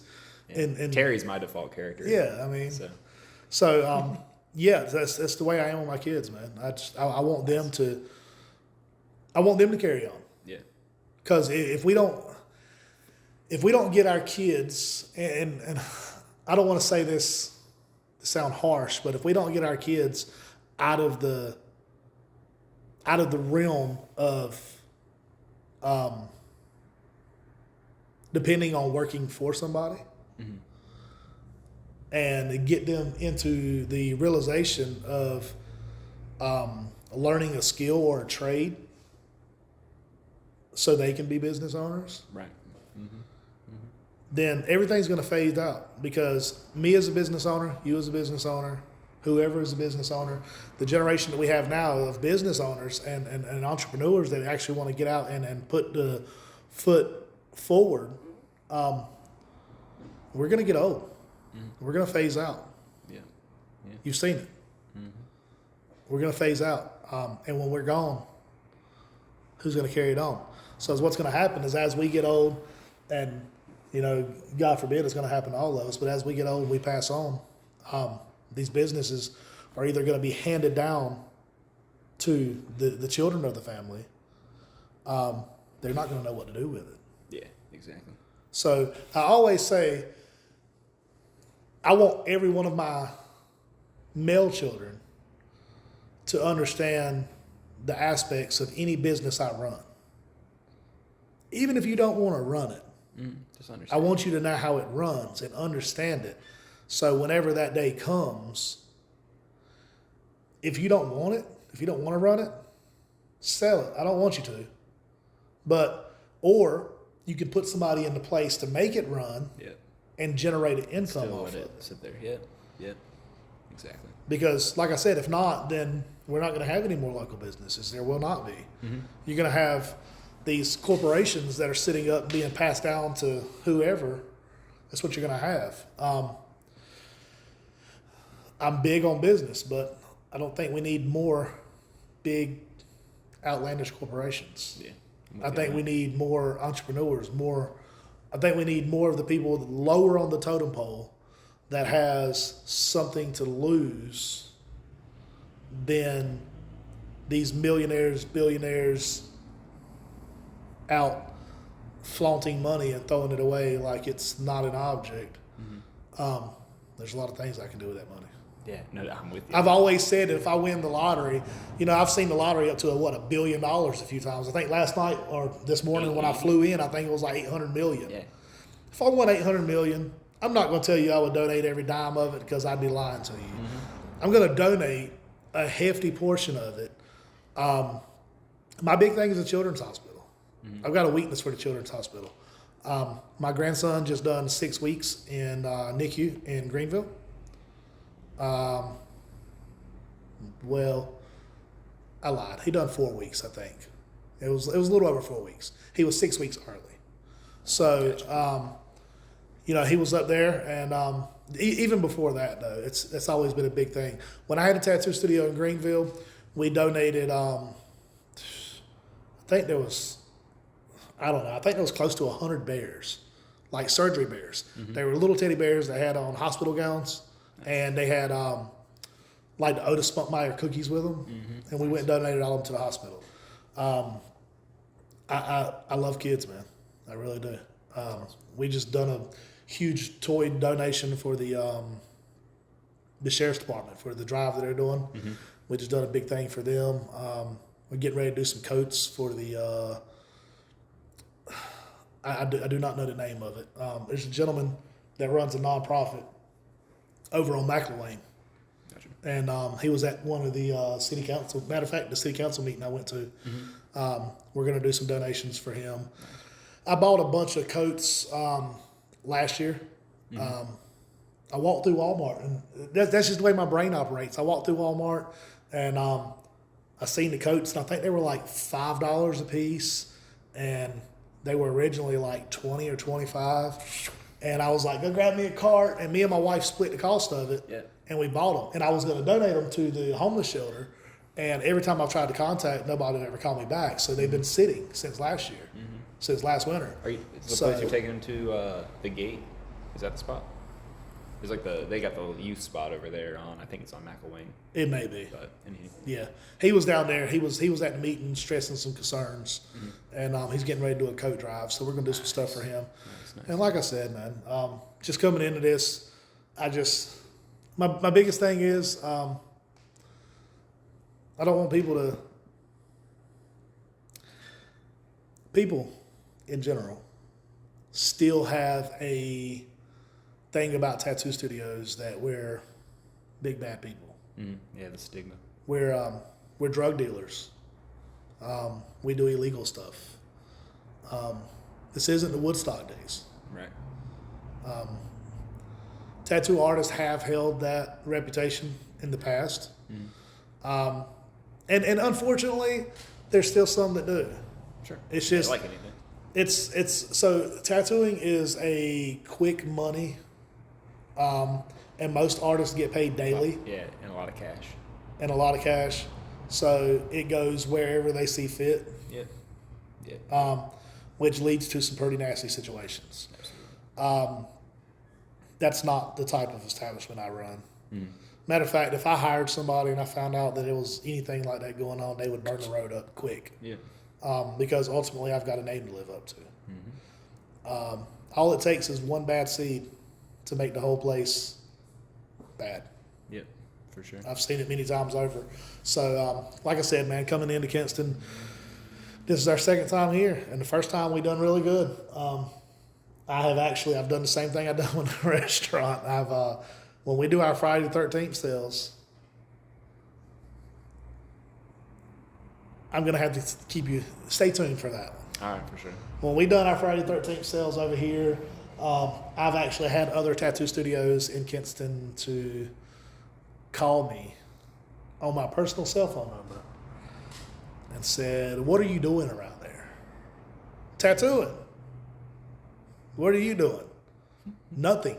Because everybody's Everyone's there. at that spot. Nice. The lady beside us owned the antique store. She was the previous owner before these people took over, Ironclad. Right. And she literally closed up shop one day. She came over and she's like, I love y'all to death. She's like, but your customers have taken up every piece of my parking. Not even worth being here yet. And I'm getting ready to close anyway. So I'm just going to go ahead and shut up shop. Call me when y'all get done and we'll go grab dinner. Nice. But she was very friendly. I'm waiting to see what kind of parking we're dealing with over here on Queen because I know it's You got all that nice new parking over there. Yeah. But when you get to running crowds that big, Oh yeah. Sure. I don't want to. I'm excited. I don't want to intimidate anybody over there. So I'm gonna have to. I'm still gonna do it, but I'm gonna have to. We're gonna have to have some way where we can number the people coming in. Yeah. I just do time slots or something. Yeah, something. But yeah, stay tuned for that because I like that. our Friday the 13th. Well, sales a way that you can huge. do that though is just do like a You could almost have them like pick a time slot and throw down like Yeah. $50, and that's like the deposit for the time Yeah. slot, and they do it all online. And Yeah. shameless self promotion. We help you out with that. Let me know. Hey, look, we'll get on it. But Cool. yeah, man, big things coming. Sweet. I do want to, and I've been saying it when I came into the last few spots. I do want to get into some of the tattoo removal. Yeah. It's a pretty I've noticed that's big down here compared to the Columbus area. that's a pretty all the big free industry. So there is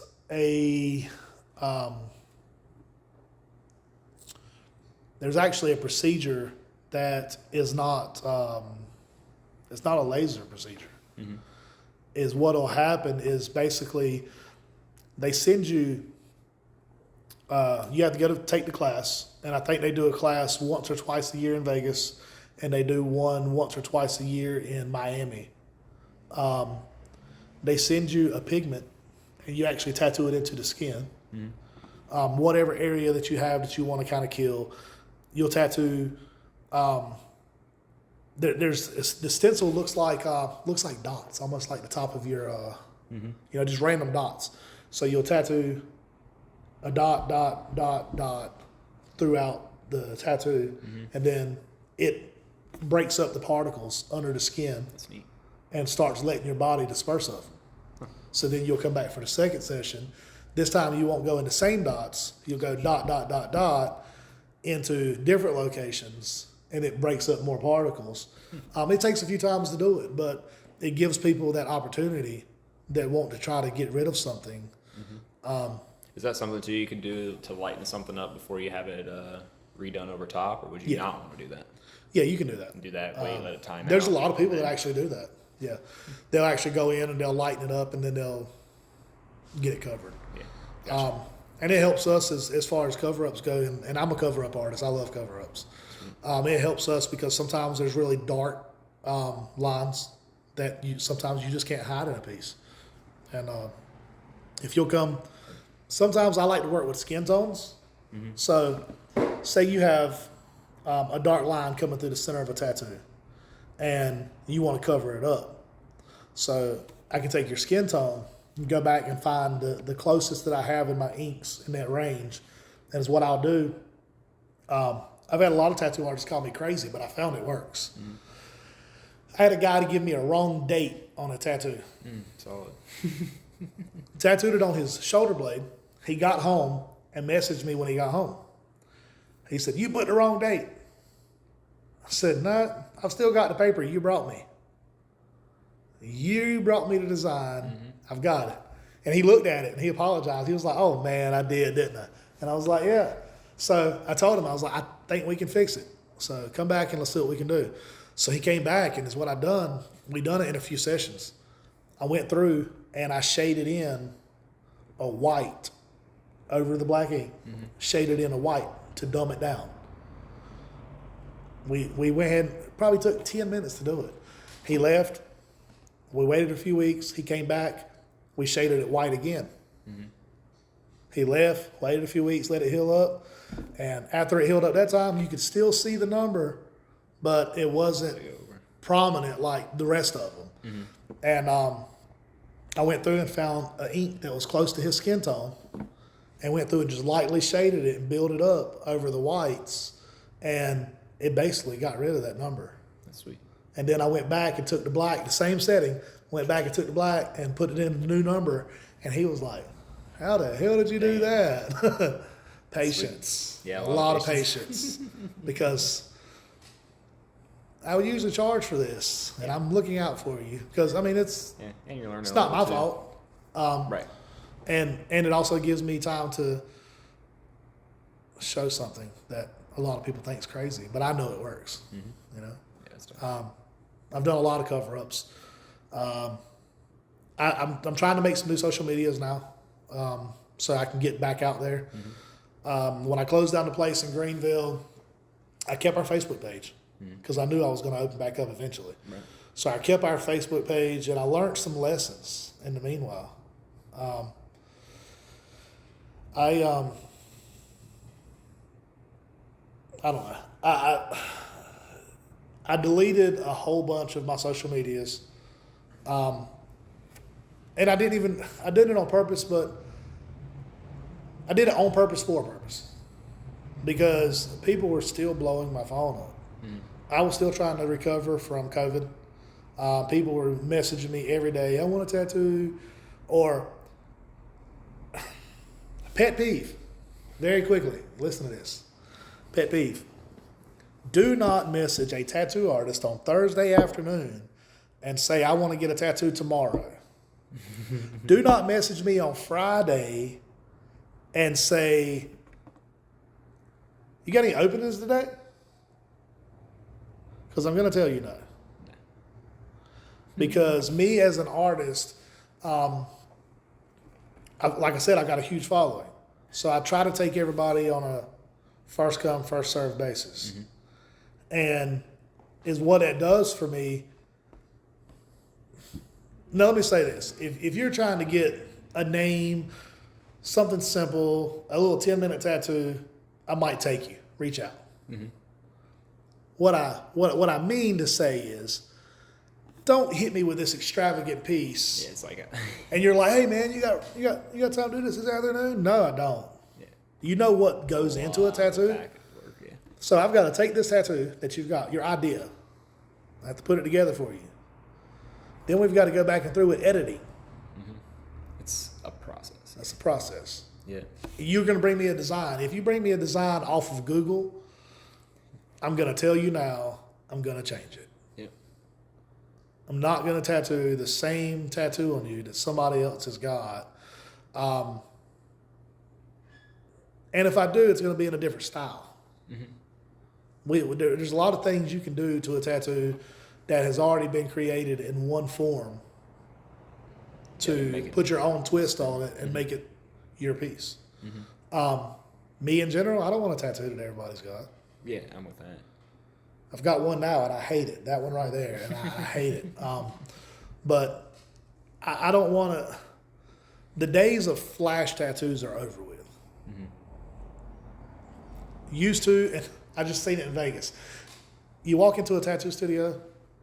If I walk in and I see flash all over the walls, like this, walk in and pick your design off the wall, call the number. It gives me cold chills.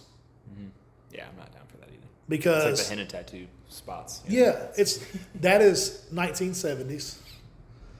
That is back in our military days. Whenever, because if you ever look at a lot of that flash, a lot of it is military. Pinup girls, the Bulldogs for the military. I mean, for the Marines, I think it is that does the Bulldog. One of them's got the little Bulldog guy. But either way, you've got a whole lot of that. The Globe and Anchor. But if you look at a lot of the old school flash, that's what it is, and that's where those times came from. That's the times they were in then. These guys going to war, coming back from war, they want a tattoo in the middle of war. They want a tattoo, and it's them and their buddies get together and go in and say, "Hey, yeah, we're getting that one." Those days are over. So you will never come into any establishment that I have, and you'll never come in and see flash hanging on the wall. I would rather you come in, and I'll have a computer set up for the public to use too. I would rather you come in and say, hey, I've got this idea in my head. Let me jot down some notes and create something for you. Or if you see a picture that you like online, Pinterest, Google, any of it, come in with it on your phone. And if you don't have a way to put it on your phone, come in and we'll help you find it. I've got a computer. I bought a brand new all-in-one that I bought just for my customers to use. So they can come in and they'll be able to search Google, search wherever they want to search. You got to get up with Jerry's got this like AI-driven like website. Generated artwork. It's called DALL-E. Type in a sentence. Golden retriever flying in the air with the cape. It'll generate Like a bunch what of looks different like a versions. real photo of a golden retriever flying in the air wearing a cape. I think it's like It doesn't exist options. anywhere else except on your screen because it just made it in like less than a minute. That's awesome. It's pretty cool. Yeah, we might have to check I that do out. that. Check it. I do that for my artwork I should- sometimes, Yeah. like just to get an idea. Of Got to have that as a bookmark for sure. Yeah. That's sweet. Because that's exactly when he showed it to me the other day. That's exactly where I went with it. I was like, talk about tattoo generation or just random artwork. Podcast is Yeah. generated by AI. Yeah, Yeah, you're gonna have to give me that. Yeah. So yeah, there's a few things that I want to do, and I want to give the customer full range with the whole process. I use the day of pencil and paper are gone. I do sit down sometimes whenever if I'm at the shop, I might just sit around and jot some stuff on paper. But the days of sitting around as an artist, period, in a tattoo studio with traditional pencil and paper are gone. I use an iPad Pro now. Yeah. So if I've got the iPad, you can reach out to us on social media and say, hey, I've got this idea in my head. Now, I do take a deposit before I take anything on. Amen. Yeah. Because if you don't, you end up with a bunch of useless artwork. And you got your time spending it, so you have to make sure your time is accounted for. Yep. Absolutely. So I do take a deposit to do any type of artwork, and it's usually a $50 deposit. And $50, to be honest with you, isn't a drop in the bucket compared to what it takes sometimes to put this stuff together. I mean, if I draw this up for you and I go back and make 5 revisions to it, I'm at $10 for every time I've had to go back and edit this thing. So either way, it's simple. We will have it set up where you can deposits are the only thing that we'll take on card. I will have an ATM machine put at the studio, and it'll primarily be cash only. Deposits are held by card, and it's just to kind of keep you from having to run down and do whatever. You can just do it online. Yeah. And then when you get there, what I'm trying to do is I would love to buy ATM and handle it ourselves. Yeah, service it yourself. That way, if I buy an ATM and I handle it myself, I can charge you like $1.50 to use it. Yep. Or if somebody else does it, they're going to charge you $3 or more. And then you're paying them like a rental. Yeah, then you're paying them for it. But the thing is and the reason I say that is because I don't want my customers to feel like they've been taken advantage of, because now you're paying for the tattoo, then you're paying the fee for the ATM. So bring cash with you. It's easy. Yeah. Stop and get it. Get it out of your bank's ATM. You don't have any fees. Yeah. But yeah, I'll have an ATM on site. I've just seen too much with credit cards. With the stuff going on in the world today. Yeah, chargebacks. People come in and get a $500 tattoo, and then you've got a $500 chargeback. It's a vicious cycle. Yeah, it's a mess. So if I take a $50 deposit from you on a card, and it'll be set up through one of our payment systems. So if I take a $50 deposit on a card, and then you get $150, $200 tattoo, say. Even if you do a chargeback, I've only lost $50. Yep. It's palatable as a business owner, for sure. Yeah. Yeah. So, losing the whole job payment stinks, that's for sure. Had that happen. I have to. It sucks. I've had it happen with the hood cleaning business. I had a customer took us for about $7,000 one time. Yeah, that's a good one. Yeah. That's a good one.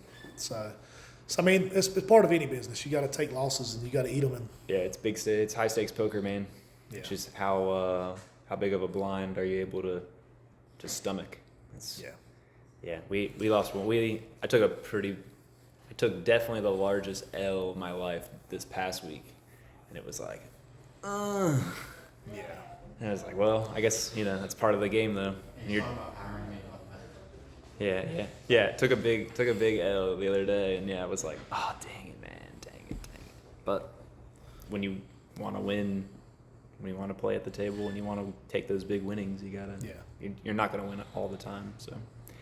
And it's a good thing too. Like it helps. It's humbling. Yeah. And then you get right back to your thing. Yeah. So it is what it is. Well, cool, man. Super excited to have you coming and joining us in the downtown Kinston area again. Welcome back. Glad you're all the way in downtown though. Nice and cozy, cool kids. You know what I mean? I'm super excited for that. Yeah, I wish I could have been one road over, but hey, I'm not that far. No, you're close. Yeah. Well, cool. When do you think you're going to be opening up? Got to throwing dates out yet, or you?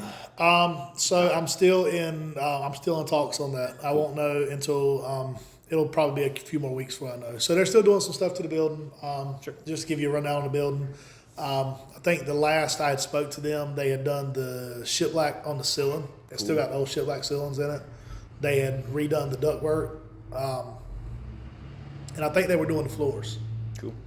So Sweet. she did say that they had a few more coats to do on the floors, and I don't know what they're doing after that. But she gave me a heads up coming in that it probably wouldn't be until January. Sure. And Sweet. I was fine with that because as a tattoo artist, November, December is our two slowest months. Mm-hmm. So Makes sense. if we want to take November, December as a break, I'll take it and I'll start in Perfect January. timing. Yeah. So yeah, we're looking. I wouldn't say no. I would hate to say any later than middle January. Cool. So Well, sweet, man. You're gonna have a real cool little like big opening event. We can all come out and see it. You gonna do like an open house? I'm gonna put something together. I don't know what yet, but Sweet. I'm still got in the time. works, kind of fine tuning some Yeah, things. you got time. I got a few things that I really need to put together. So Cool. Well, sweet, I man. think we got a pretty good spot coming. It's Excited. it'll be something exciting. It's And another building that's getting, refurbed. that's getting used downtown. Yeah, refurbed, and then you're putting people in it Yeah, for the town. That increases the tax base. That's I'm excited. big stuff. Yeah, Very I'm cool. excited.